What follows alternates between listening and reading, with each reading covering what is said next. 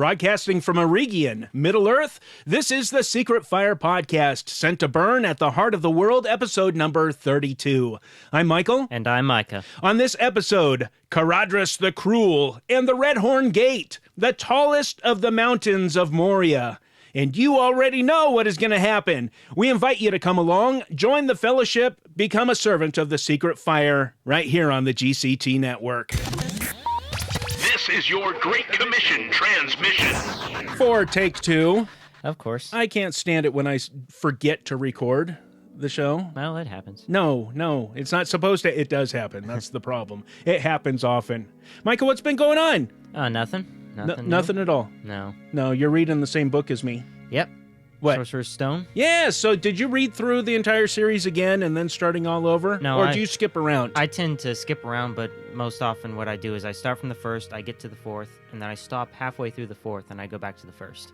What? I don't like the darker bits, and from the latter half of the fourth onward, it's all darker, and for a relaxing time, I like the earlier ones. All right. Well, I just finished reading Sorcerer's Stone. In fact, this morning. Man, I love spending time in the Wizarding World. I love Harry Potter. I love the Wizarding World. I'd love to be able to do a Harry Potter podcast.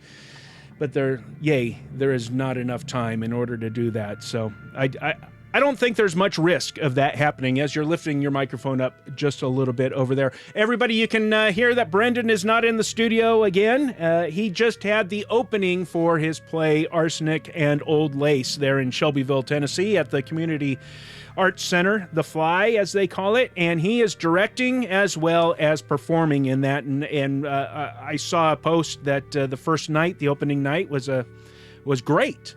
And so he's got this weekend of performances, next weekend of performances, and we're hoping that he'll be back in the studio the week after that in order to continue the journey with us here as we go through Middle-earth.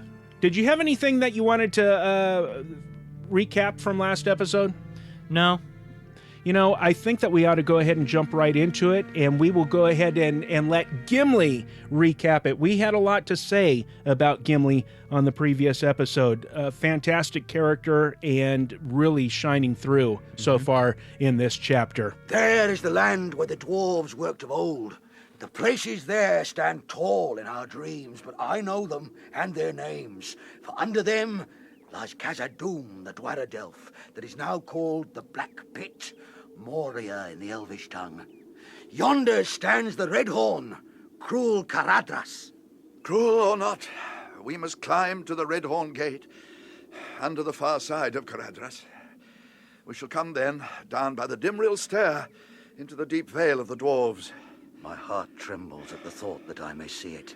May you have joy at the sight, Gimli, but we at least cannot stay in that valley. We must go down the Silver Lode into the secret woods, and so to the great river, and then... And then? To the end of the journey. In the end, we cannot look too far ahead. Let us be glad that the first stage is safely over. I think we will rest here, now that the day is breaking, and sleep. Again, that is from the 1981 BBC Radio 4 production of the dramatization of The Lord of the Rings. It was a 26... came in 26 half-hour stereo installments. It had previously been adapted as a 12-part BBC radio program in 1955 and 1956, but unfortunately no recordings are known to have survived that time. I would love to hear that. It was also produced in 1979 by The Mind's Eye for National Public Radio in the United States. Fantastic stuff. It originally aired from March 8th until August 30th of 1981, and it aired on Sunday afternoons right at noon, 12 noon to 12:30, and then would repeat the following Wednesday from 10:30 p.m. to 11 p.m. I would love to have been sitting there in 1981 and gathering around the radio and enjoying this fantastic production. And last week, Micah, you threw me a curveball. Who plays Aragorn in that? And that is a very famous British actor by the name of Sir Robert Stevens, who he passed away in November of 19 95 at the young age of 64. My favorite besides Bill Nighy as Samwise in this is, well, Gandalf the Grey, played by the fantastic, legendary Michael Redhorn. And everybody, if you see his face once, you have seen him in an incredibly long career. In fact, it's a whole separate Wikipedia page just to cover his stage and screen and television performances. A legendary Shakespearean actor. And of course, Frodo Baggins is played by Bilbo Baggins. So cool. Yes. Ian Holm plays Frodo Baggins in this. Who plays Bilbo? John LeMessurier. LeMessurier. I don't know. But he's a pretty good-looking dude there. Alrighty. So, let's go ahead and back up just a little bit, get a running start as we continue our journey to Caradhras, the Cruel. So last time we ended up with the shadow that passed over and blocked the stars. In fact, it was the cold, chill hour before the first stir of dawn. And the moon was low. Frodo looked up at the sky. Suddenly, he saw or felt a shadow pass over the high stars, as if for a moment they faded and then flashed out again. He shivered. "Did you see anything pass over?" he whispered to Gandalf, who was just ahead. "No, but I felt it. Whatever it was," he answered. "It may be nothing, only a wisp of thin cloud." "It was moving fast then," muttered Aragorn, "and not with the wind." What happens next? You ready? I am. Let's go. Page number 286 in the one-volume edition? Yes. Okay. Nothing further happened that night. The next morning dawned even brighter than before, but the air was chill again. Already the wind was turning back towards the east. For 2 more nights they marched on, climbing steadily but ever more slowly as the road wound up into the hills and the mountains towered up, nearer and nearer. On the 3rd morning, Caradhras rose before them, a mighty peak, tipped with snow like silver, but with sheer naked sides, dull red as if stained with blood. Mm-hmm. Where are we right now in Lord of the Rings Online? We're somewhere in Holland. Okay. Holland? How do you say it? Holland, I think. I don't know. I listen to people pronounce it, and that seems to be what it sounds like. There was a black look in the sky, and the sun was wan. Sorry. Wayne? Wan. It's like put a T on the end and it would be want, or put a D and it would be wand. And I believe he used that because just a few pages before, or several paragraphs before, he used the word pale, because that's what wan means. Ah. The wind had gone now round to the northeast. Gandalf snuffed the air and looked back. "Winter deepens behind us," he said quietly to Aragorn. "The heights away north are whiter than they were. Snow is lying far down their shoulders. Tonight we shall be on our way high up towards the Redhorn Gate. We may well be seen by watchers on that narrow path and waylaid by some evil, but the weather may prove a more deadly enemy than any. What do you think of your course now, Aragorn?" That's kind of challenging. Yeah, a bit. They're butting heads just a little bit. I mean, well, they don't know that this is a dangerous. This is the first danger that the entire company has been in. Mm-hmm. The entire fellowship, all 9. And Aragorn does not, under any circumstances, want to go where? Moria. Understandably. Yes. Wow. "And perils known and unknown will grow as we go on, but we must go on, and it is no good our delaying the passage of the mountains. Further south there are no passes till one comes to the Gap of Rohan. I do not trust that way since your news of Saruman. Who knows which side now the marshals of the Horse Lords serve? Who knows indeed, said Gandalf, but there is another way, and not by the pass of Caradhras, the dark and secret way that we have spoken of. But let us not speak of it again. Not yet. Say nothing to the others, I beg. Not until it is plain that there is no other way. We must decide before we go further, answered Gandalf. Then let us weigh the matter in our minds while the others rest and sleep, said Aragorn. In the late afternoon, while the others were finishing their breakfast, Gandalf and Aragorn went aside together and stood looking at Caradhras. Its sides were now dark and sullen, and its head was in gray cloud. Frodo watched them, wondering which way the debate would go. When they returned to the company, Gandalf spoke, and then he knew that it had been decided to face the weather and the high pass. He was relieved.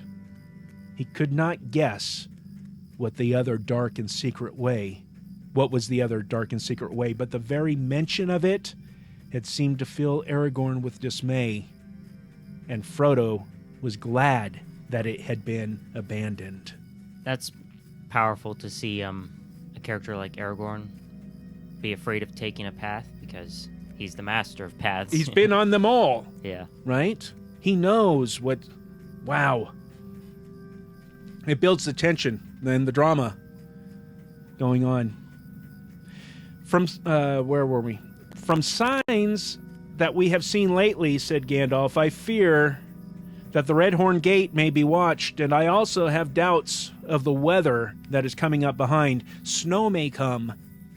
We must go with all the speed that we can. Even so, it will take us more than 2 marches before we reach the top of the pass. Dark will come early this evening. We must leave as soon as you can get ready.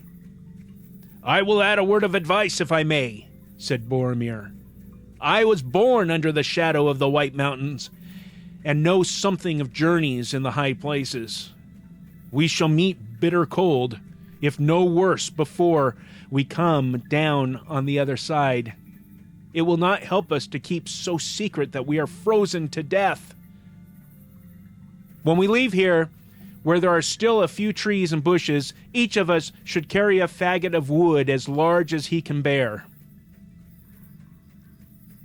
And Bill could take a bit more, couldn't you, lad? Said Sam. The pony looked at him mournfully. Very well, said Gandalf, but we must not use the wood, not unless it is a choice between fire and death. That's a little forward there. Mm-hmm. The company set out again with good speed at first, but soon their way became steep and difficult. The twisting and climbing road had in many places almost disappeared and was blocked with many fallen stones.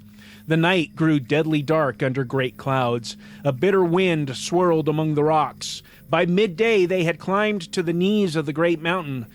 The narrow path now wound under a sheer wall of cliffs to the left, above which the grim flanks of Caradhras towered up invisible in the gloom. On the right was a gulf of darkness where the land fell suddenly into a deep ravine. Does it look anything like that? Definitely, I'm there right now. Yes. Massive ravine. I went exploring last time after the last episode, so I could take some photographs for our cover artwork on the Secret Fire podcast page, and I hadn't been up there before. Really? Yeah. So very interesting. Ah, there's Bill.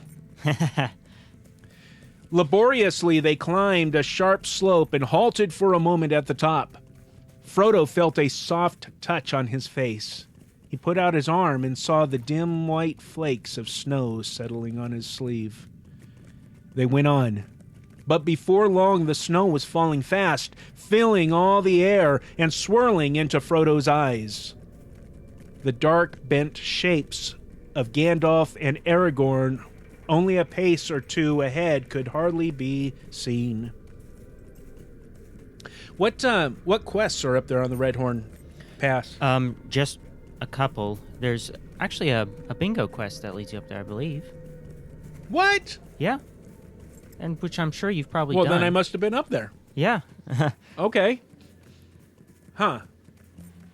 Well, that would have been my old computer, and when I get into snowfall and things like that, it would just freeze. Now, this new one, I have no problem, and it's awesome. I don't like this at all, panted Sam just behind. Snow's all right on a fine morning, but I like to be in bed while it's falling. Same. Don't we all? That is a wonderful, cozy thought right there. I wish this lot would go off to Hobbiton. Folk might welcome it there.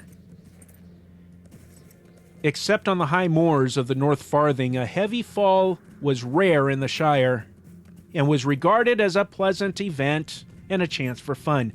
No living hobbit, save Bilbo, could remember the fell winter of 1311, that Shire reckoning, let's keep that in mind, when white wolves invaded the Shire over the frozen brandy wine. That's some Hobbit history that it's only mentioned there, as far as I know. Yeah, as far as I can recall. Gandalf halted. Snow was thick on his hood and shoulders. It was already ankle deep about his boots. "This is what I feared," he said. "What do you say now, Aragorn?" "That I feared it too," Aragorn answered, "but less than other things." I knew the risk of snow, though it seldom falls heavily so far south, save high up in the mountains. But we are not high yet. We are still far down, where the paths are usually open all the winter. "I wonder if this is a contrivance of the enemy," said Boromir. "They say in my land that he can govern the storms in the mountains of shadow that stand upon the borders of Mordor. He has strange powers and many allies." "His arm has grown long indeed," said Gimli. "If he can draw snow down from the north to trouble us here 300 leagues away." "His arm has grown long," said Gandalf. Man, that really, when Gandalf says something like that, that really punctuates the doom that is growing, the darkness that is growing. While they were halted, the wind died down and the snow slackened until it almost ceased.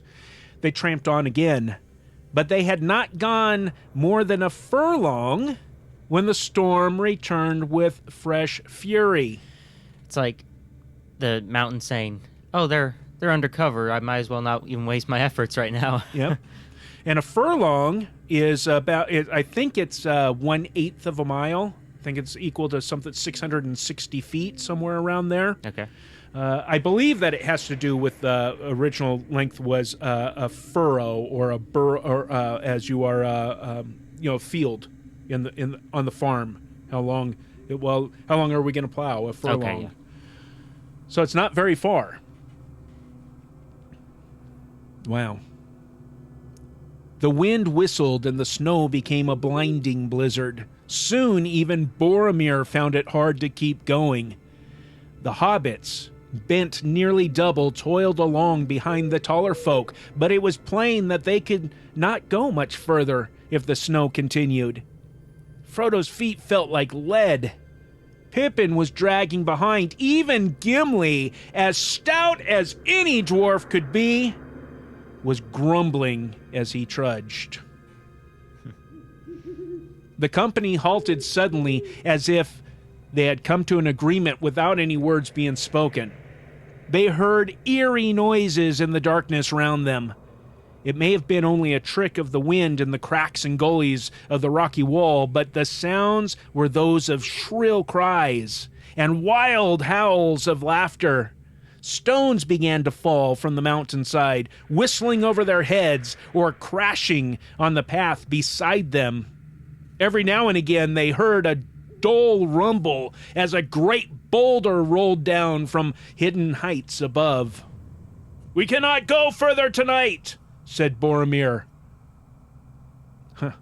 "Let those call it the wind who will. There are fell voices on the air, and these stones are aimed at us." I do call it the wind, said Aragorn, but that does not make what you say untrue. There are many evil and unfriendly things in the world that have little love for those that go on two legs, and yet are not in league with Sauron, but have purposes of their own. Some have been in this world longer than he. Ooh. That makes me think of creatures like Ungoliant and that dog creature thing that I can't remember right now. You mean the werewolf of... Yeah. Yeah, I can't remember his name. You know, and even going back to our discussion on Tom Bombadil, this is another glimpse into bigger mysteries. There are things that aren't even discussed or explored in the Legendarium. And that's a good thing. It's a wonderful thing. We love that mystery because that gives your mind places to wander even beyond what the grand scope and landscape that he has created. Caradhras was called the Cruel and had an ill name, said Gimli. Long years ago, when rumor of Sauron had not been heard in these lands. It matters little who is the enemy if we cannot beat off his attack, said Gandalf. But what can we do? Cried Pippin miserably. He was leaning on Merry and Frodo, and he was shivering. Either stop where we are, or go back, said Gandalf. It is no good going on. Only a little higher, if I remember rightly, this path leaves the cliff and runs into a wide shallow through at the bottom of a long, hard slope. We should have no shelter there from snow or stones or anything else. And it is no good going back while the storm holds, says Aragorn. We have passed no place on the way up that offered more shelter than this cliff wall we are under now. Shelter, muttered Sam. If this is shelter, then one wall and no roof makes a house. I love Sam. Sam always with the Hobbit parables. Yes!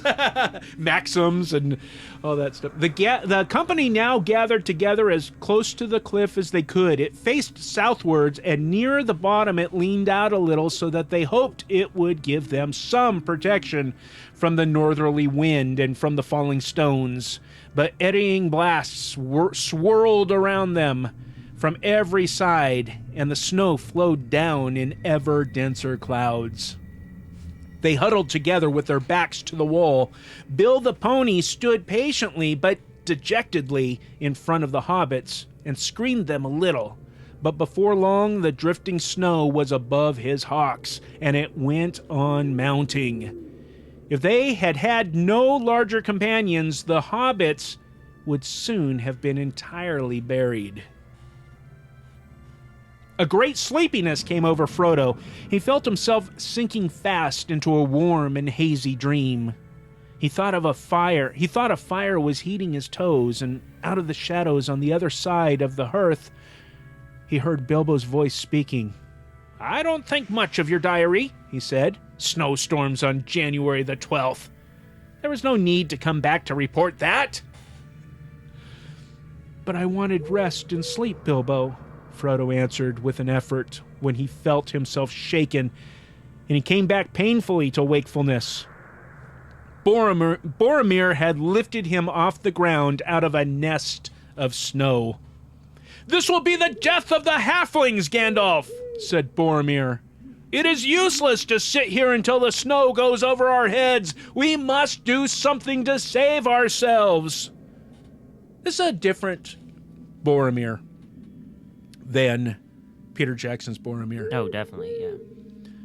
You know, I don't detect that duplicitous nature that Sean Bean had. Yeah, he's always scheming and off, conniving. Yes. But it's not yet quite. Right. And Boromir in the book is described as an honorable man. Mm-hmm. And I believe that he is an honorable man. And even if that translates into being found in a moment of weakness when the ring presents itself to him, because what's his first thought when he has access He to could the use ring? it to save his people. Yes. He's always thinking of the lesser folk. Yeah. Even here when he's... Well, he's thinking as a protector. That's what he is. He is a man of Gondor. Yeah. So anyway, I just really enjoy that. I enjoy hearing Boromir in this chapter. This will be the death of the halflings. He's concerned for them. His concern right now is survival. And he can see that these little people are going to be buried. If we weren't here, they'd be dead. And we're all going to die. This is no good. We must do something to save ourselves. Give them this, said Gandalf, searching in his pack and drawing out a leathern flask. Just a mouthful each for all of us. It is very precious. It is Miruvor. Sure. The cordial of Imladris. Elrond gave it to me at our parting. Pass it around. As soon as Frodo had swallowed a little of the warm and fragrant liquor, he felt a new strength of heart, and the heavy drowsiness left his limbs. The others also revived and found fresh hope and vigor. But the snow did not relent. It whirled about them thicker than ever, and the wind grew louder. Okay, I wasn't planning on stopping right here for some other conversation, but this is actually a really good spot. It didn't dawn on me. Here they are. Boromir lays out the problem. If we weren't here, the halflings would already be dead. And if we stay here any longer, none of us are going to survive. We must do something to save ourselves. And here is a little mini eucatastrophe, because Gandalf has something that will help them. Elrond gave it to him. Elrond the Wise, right? Take this in case you need it. This is the cordial of Imladris. And the effects are instantaneous. This warm and fragrant liquor, just a little mouthful, and Frodo felt new strength of heart, and the heavy drowsiness left his limbs. But not only him, the others also revived and found fresh hope. Hope. Going back to the flight to the ford, from that terrible thing that happened at the base of Weathertop when Frodo is stabbed by a Morgul blade, and he's on his way to becoming a wraith. And Gandalf says, let's go. We have hope. If we make it to Elrond's house, there's healing, there's refreshment, the tables are well laden. All these things kind of tie in together. And let me move through this a little bit more quickly here. We now have the three offices of Messiah, prophet, priest, and king, all together, and they're in a thlipsis is the Greek word, which means a pressing together. We would say between a rock and a hard place. They are literally in between a rock and a hard place. They're in between the rock of Caradhras and the hard place of the storm that's being sent against them by the enemy. And so we have the three offices. So altogether, we have a good picture of Christ Jesus here in at least three people here. And Jesus is an antitype of a particular person, many people in the Old Testament. The one that I'm thinking of right now is David. David, who Jesus descended from. David was a type of the Messiah. And we can go through the Psalms and read over and over and over again about David being in between a rock and a hard place, being chased by his enemies, whether it is whether Saul or the armies of Saul or whoever, or whether it was Caradhras or whether it was Sauron sending this storm against him. These Psalms are many of the Psalms are David crying out to God for salvation, for protection from his enemies. And many of these same psalms where he is doing that are quoted in the New Testament by Jesus or attributed to Jesus by the writers of the New Testament. And I just want to read through a short psalm here, Psalm 70, and see if this sounds like the position that they're in here. O God, this is out of the New American Standard Bible, the NASB. O God, hasten to deliver me. O Lord, hasten to my help. Let those be ashamed and humiliated who seek my life. Let those be turned back and dishonored who delight in my hurt. Let those be turned back because of their shame who say, Aha! Aha! Let all who seek you rejoice and be glad in you. And let those who love your salvation say continually, let God be magnified. But I am afflicted and needy. Hasten to me, O God. You are my help and my deliverer.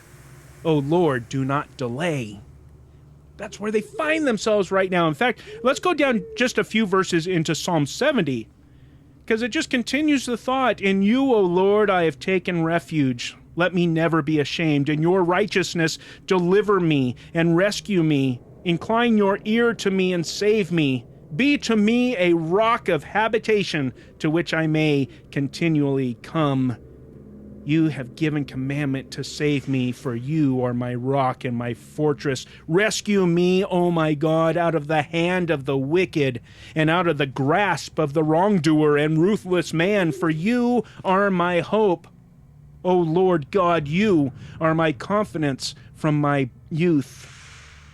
By you I have been sustained in my birth. You are he who took me from my mother's womb. My praise is continually of you. And I'd invite listeners to go ahead and complete reading verses 6 through 24 of Psalm 71. They cry out, we have to do something. Here comes salvation. And it is another example of providence. Well, I have this because Elrond gave me this. And here they are. As soon as Frodo had swallowed a little of the warm and fragrant liquor, he felt a new strength of heart, and the heavy drowsiness left his limbs. The others also revived and found fresh hope and vigor, but the snow did not relent. It whirled about them thicker than ever, and the wind blew louder. "What do you say to fire?" asked Boromir suddenly. "The choice seems near now between fire and death, Gandalf. Doubtless we shall be hidden from all unfriendly eyes when the snow has covered us, but that will not help us." "You may make a fire if you can," answered Gandalf. "If there are any watchers that can endure this storm, then they can see us, fire or no." But though they had brought wood and kindlings by the advice of Boromir, it passed the skill of elf or even dwarf to strike a flame that would hold amid the swirling wind or catch in the wet fuel. At last, reluctantly, Gandalf himself took a hand. Picking up a faggot, he held it aloft for a moment, and then, with a word of command, say it, Micah. Nar an edrath amin. Hey, that's perfect!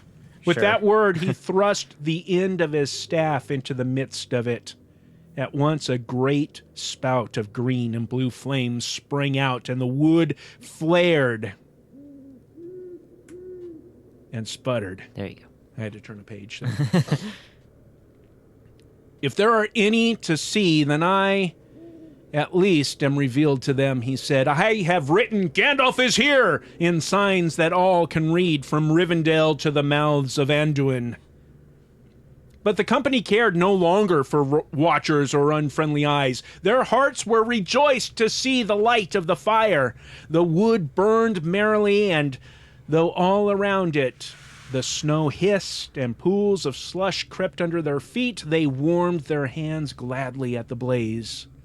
There they stood, stooping in a circle round the little dancing and blowing flames. A red light was on their tired and anxious faces.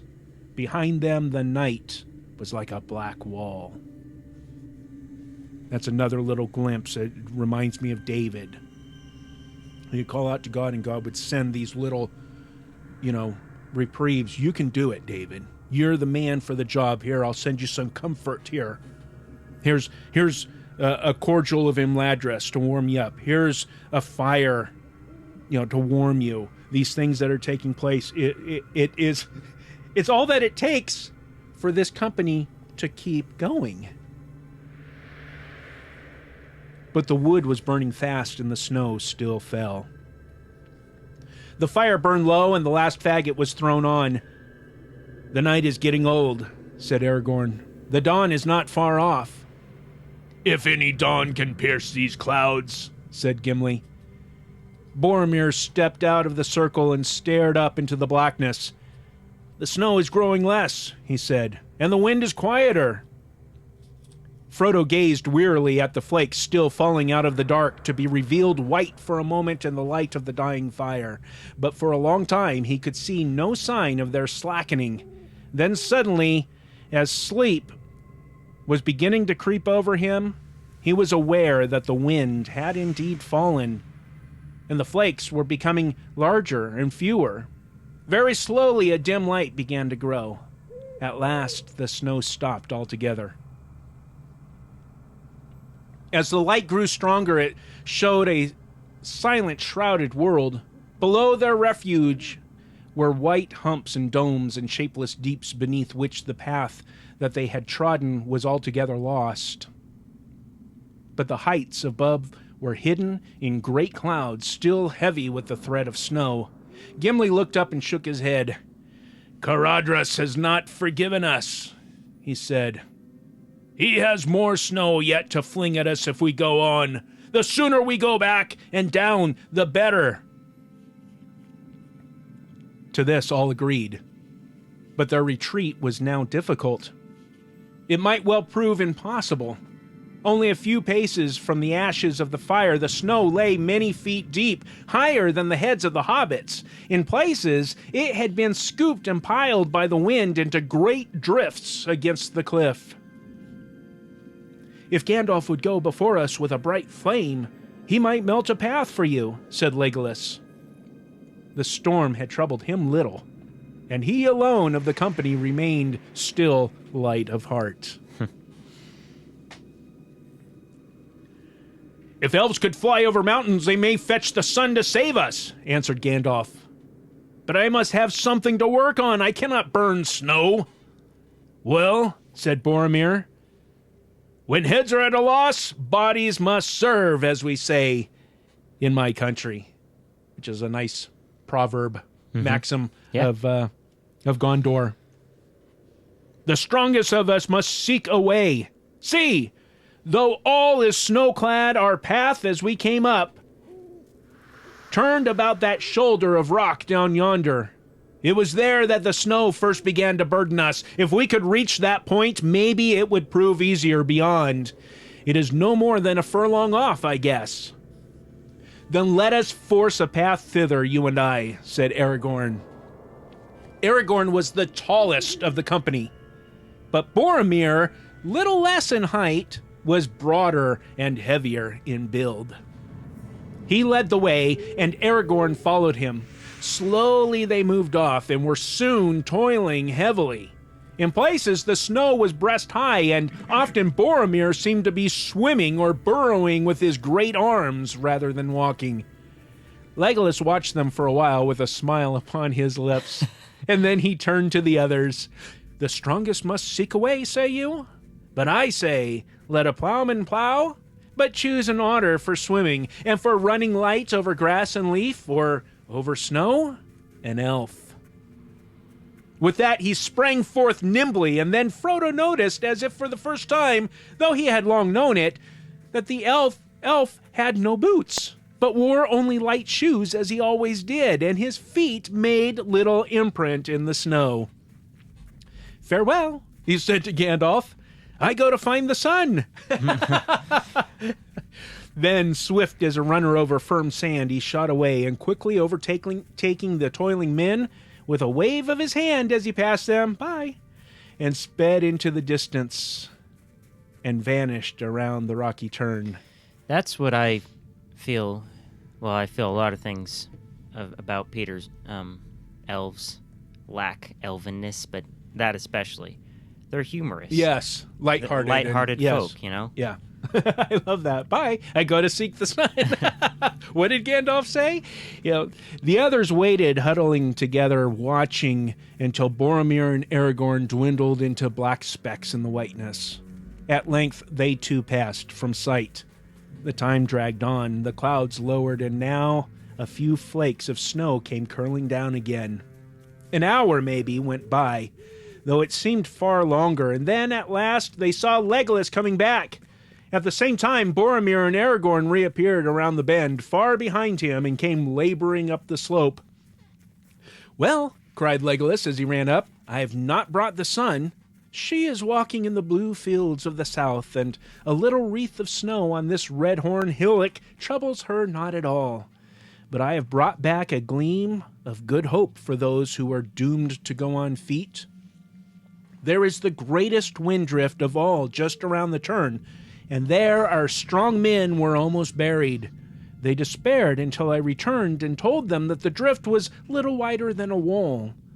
And on the other side the snow suddenly grows less, while further down it is no more than a white coverlet to cool a hobbit's toes." "Ah, it is as I said," growled Gimli.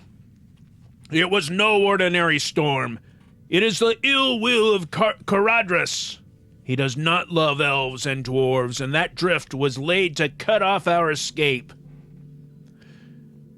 "But happily your Caradhras has forgotten that you have men with you," said Boromir, who came up at that moment. "And doughty men, too, if I may say it." I think it's Doughty. Okay. "Doughty men, too, if I may say it, though lesser men with spades might have served you better. Still, we have thrust a lane through the drift, and for that all here may be grateful who cannot run as light as elves." "But how are we going to get down there, even if you have cut through the drift?" said Pippin, voicing the thought of all the hobbits. "Have hope," said Boromir. "I am weary, but I still have some strength left, and Aragorn too. We will bear the little folk. The others, no doubt, will make shift to tread the paths behind us. Come, Master Peregrine, I will begin with you." He lifted up the hobbit. "Cling to my back, I shall need my arms," he said, and strode forward. Aragorn with Merry came behind. Pippin marveled at his strength, seeing the passage that he had already forced with no other tool than his great limbs. Even now, burdened as he was widening the track for those who followed, thrusting the snow aside as he went. Boromir's awesome. Mm-hmm. They came at length to the great drift. It was flung across the mountain path like a sheer and sudden wall, and its crest, sharp as if shaped with knives, reared up more than twice the height of Boromir. But through the middle of the passage, through the middle a passage had been beaten, rising and falling like a bridge. On the far side, Merry and Pippin were set down, and there they waited with Legolas for the rest of the company to arrive. After a while, Boromir returned carrying Sam. Behind, in the narrow but now well-trodden track, came Gandalf, leading Bill, with Gimli perched among the baggage. Last came Aragorn carrying Frodo. They passed through the lane, but hardly had Frodo touched the ground when a deep rumble there rolled down, a fall of stones and slithering snow. The spray of it half blinded the company as they crouched against the cliff, and when the air cleared again, they saw that the path was blocked behind them. "Enough! Enough!" cried Gimli. "We are departing as quickly as we may!"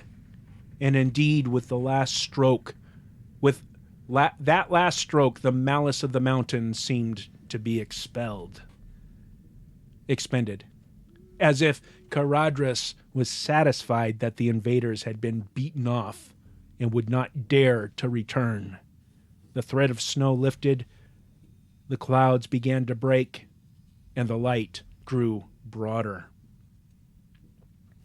We talked about this a little bit last week, but the anthropomorphizing of the mountain. Yeah. Right?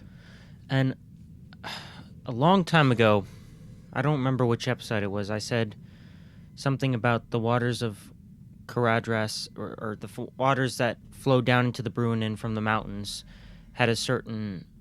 I should have found the passage before I brought it up, but I remember saying something about that, and the power this mountain has, even the water that flows down from it. Why, does it end up feeding into the Bruinen? Yeah, I believe so, yeah. Wow. Yeah, I do remember you mentioning that. Yeah, that was a long time You said, oh, that's a forward. And here we are at that forward. Wow. As Legolas had reported, they found that the snow became steadily more shallow as they went down, so that even the hobbits could trudge along. Soon they all stood once more on the flat shelf at the head of the steep slope where they had felt the first flakes of snow the night before. The morning was now far advanced. From the high place, they looked back westward over the lower lands. Far away in the tumble of country that lay at the foot of the mountains was the dale from which they had started to climb the pass. Frodo's legs ached. He was chilled to the bone and hungry, and his head was dizzy as he thought of the long and painful march downhill. Black specks swam before his eyes. He rubbed them, but the black specks remained. In the distance below him, but still high above the lower foothill, dark dots were circling the air. "The birds again," said Aragorn, pointing down. "That cannot be helped. That cannot be helped now," said Gandalf. "Whether they are good or evil or have nothing to do with us at all, we must go down at once. Not even on the knees of Caradhras will we wait for another nightfall." A cold wind flowed down behind them as they turned their backs on the Redhorn Gate and stumbled wearily down the slope. Caradhras had defeated them. Wow. What do you think, Micah? That's one of my favorite chapters for sure. Yes.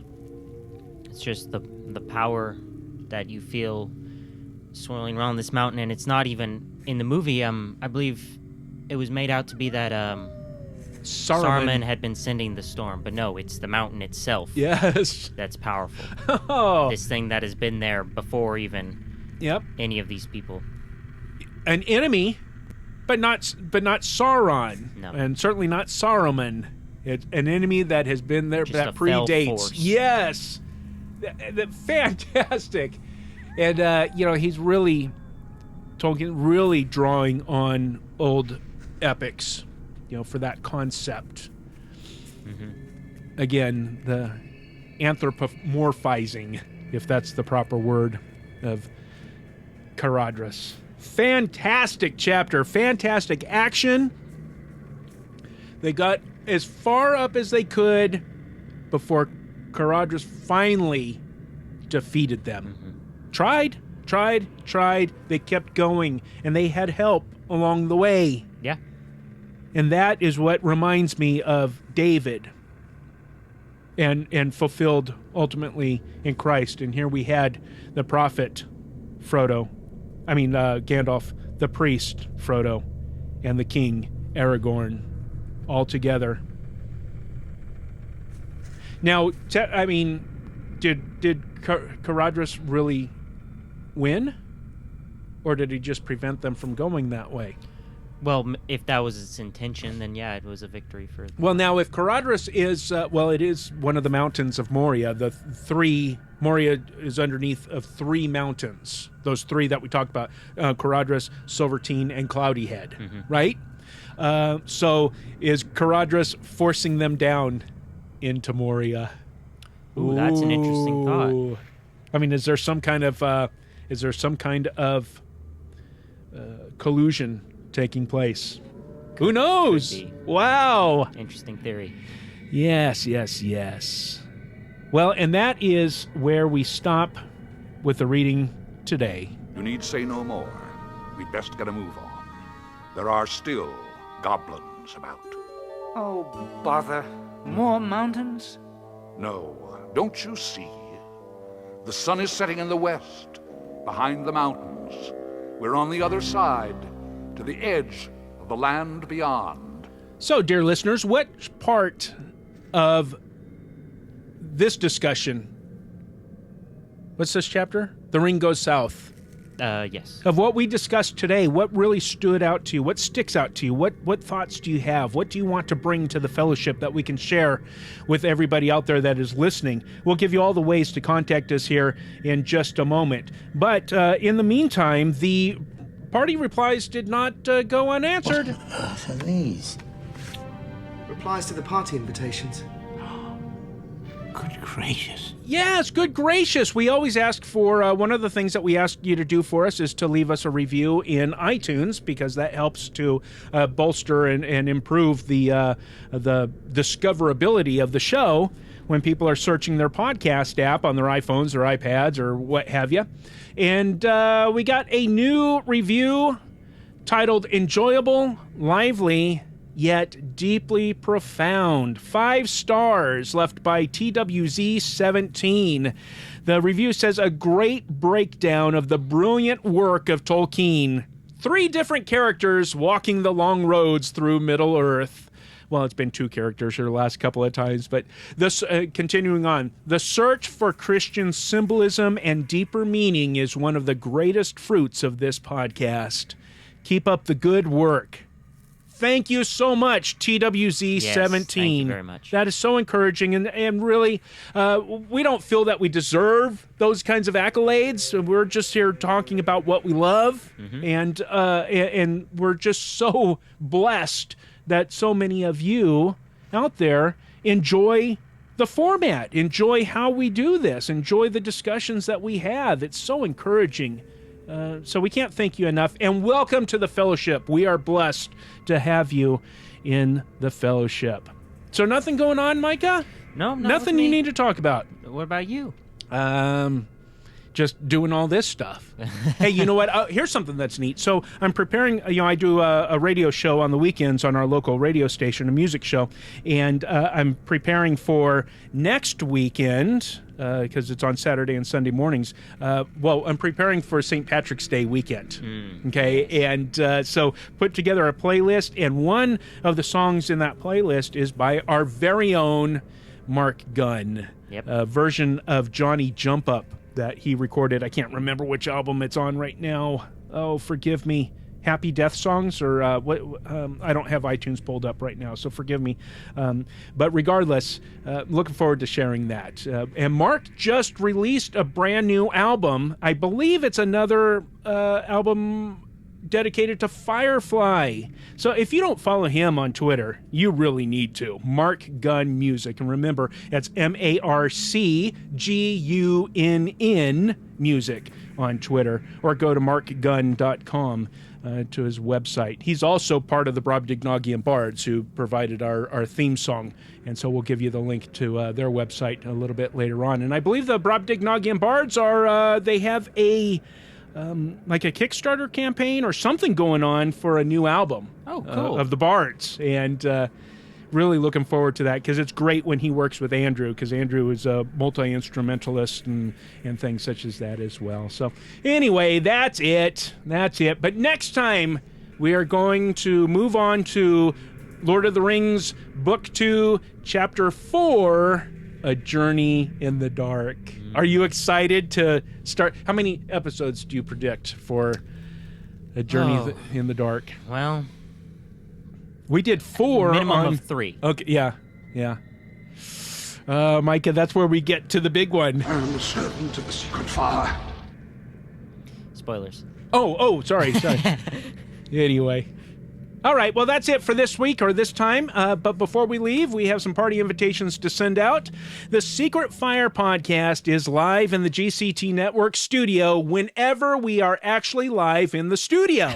And we'll send out notifications when we're broadcasting on our Twitch page at twitch.tv/Secret Fire Podcast. And the best way to get notified when we're live is in the studio via Twitter at Secret Firecast.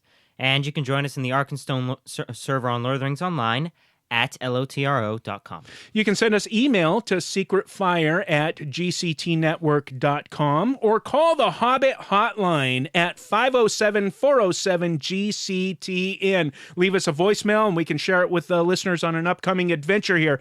Again, the Hobbit hotline, Fatty Bulger is standing by in Crick Hollow, still knees a knocking. Call 507-407-4286. You can find the Secret Fire podcast in iTunes, Google Play Music, Stitcher Radio, TuneIn Radio, or your favorite podcatcher. Just search them all for the Secret Fire podcast. Our theme song, Hobbit's Dance, is from the album Memories of Middle-earth by Brobdingnagian Bards. So find out more about them and buy all of their music. Support them. We want more bards. Get over to their website at thebards.net. To find out more about the Secret Fire podcast, as well as our other shows, including Finding Christ in Cinema and the Theonauts, visit our main website at gctnetwork.com. Now, if you like the Secret Fire podcast, please share it with your friends and leave us a review in iTunes. But if you love the Secret Fire podcast, please become a patron and a sustaining member of the fellowship on our Patreon page at patreon.com/GCTN. And until next time... I don't know half of you half as well as I should like. That's not it. No. And until next time... Where is it? I don't know. I regret to announce this is the end. I'm going now. I bid you all a very fond farewell. Farewell! Goodbye! Farewell! Goodbye! Farewell! It was tied to a Caradhras. That would be a very heavy envelope.